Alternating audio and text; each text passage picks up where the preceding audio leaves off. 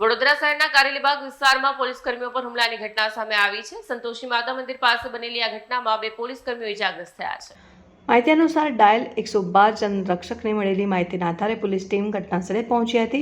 સ્થળ ઉપર પહોંચતા પોલીસ અને કેટલાક ઇસમો વચ્ચે બોલાચાલી બાદ મારામારી શરૂ થઈ હતી। દરમિયાન પોલીસ પર પથ્થર વડે હુમલો કરવામાં આવ્યો હોવાની પણ માહિતી મળી રહી છે। આ હુમલામાં LRD જવાન દીપક ચૌહાણ અને જનરક્ષક ડ્રાઈવર પરેશ પરમાર ઇજાગ્રસ્ત થયા હતા। પ્રાથમિક માહિતી મુજબ ઝઘડામાં સામેલ પતિ પત્ની નશાની હાલતમાં હતા। ઇજાગ્રસ્ત બંને પોલીસ કર્મીઓને તાત્કાલિક સારવાર માટે સર સયાજીરાવ ચંડલ હોસ્પિટલ ખાતે ખસેડવામાં આવ્યા છે, જ્યાં તેમની સારવાર ચાલી રહી છે। પોલીસ દ્વારા સમગ્ર મામલે વધુ તપાસ હાથ ધરવામાં આવી છે। બ્યુરો રિપોર્ટ, સત્ય ટીવી ન્યૂઝ, વડોદરા। हम फरियाद कॉल करे ना, ये हमें पकड़े तो मारवा डायरेक्ट पत्थर मारो, ब्लॉक एक थी छुट्टा मारवा।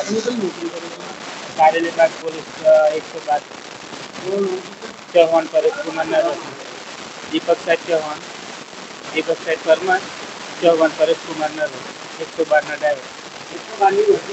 हाँ, 112 ની બધી। हाँ, ये બે પતિ પત્ની બીપી દેલા હતા અને